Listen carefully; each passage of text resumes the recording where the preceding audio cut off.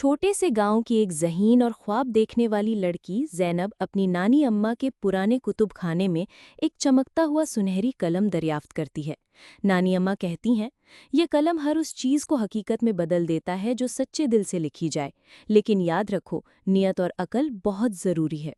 پہلے تو زینب چھوٹے خواب لکھتی ہے، ایک آسمان پر اڑتی ہوئی کشتی، باتیں کرتی بلی، رومی، باغ میں چاکلیٹ کے درخت، مگر پھر گاؤں میں ایک قحط آ جاتا ہے، بارش نہیں ہوتی، فصلیں مرجھا جاتی ہیں اور لوگ پریشان ہو جاتے ہیں۔ زینب اپنے قلم سے مدد کرنے کا سوچتی ہے، مگر جلدی اور جلد بازی میں کچھ غلط خواہشیں لکھ دیتی ہے۔ اتنے بڑے پھل کی وہ گرتے ہی مکان توڑ دیں، ایسی مرغیاں جو سونے کے انڈے دیں مگر اڑ کر شہر چلی جائیں، پانی کے دریا جو سارا گاؤں بہا لے جائیں۔ اب گاؤں میں مزید پریشانی شروع ہو جاتی ہے۔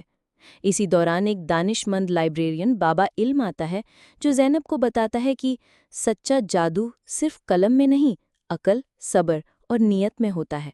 زینب رومی کے ساتھ مل کر سب کچھ ٹھیک کرتی ہے۔ وہ گاؤں کے لوگوں کی بات سنتی ہے، سب کے لیے دعا کرتی ہے اور سچے دل سے قلم کے ذریعے پانی، سکون اور خوشحالی واپس لاتی ہے۔ آخر میں سب مل کر جشن مناتے ہیں اور زینب سیکھتی ہے کہ علم، نیکی اور ایمانداری سب سے بڑی طاقتیں ہیں۔